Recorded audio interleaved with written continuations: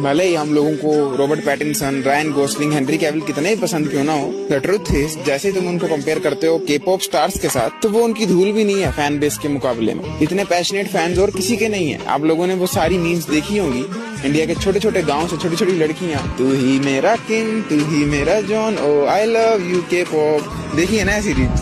तो this proves कि K-pop is the new Michael Jackson. जितनी पॉपुलैरिटी माइकल जैक्सन की थी, उतनी ही न्यू जनरेशन में के-पॉप की हो चुकी है। मर्दाना दिमाग, मर्दाना दृष्टिकोण ये चीज कभी समझ ही नहीं सकता कि सच क्या है, तो मत समझो मेरा क्या है, बहसते रहो कि हो ही नहीं सकता, हो ही नहीं सकता। But result speak for themselves. वही जीत रहा ना जिसको तुम गे छक्का बोलते हो। तो गे छक्का बोलना बंद करो, अपनी स्किन केयर पर फोकस करो। The biggest band in the world, ladies and gentlemen. Give it up for them. This is BTS right now.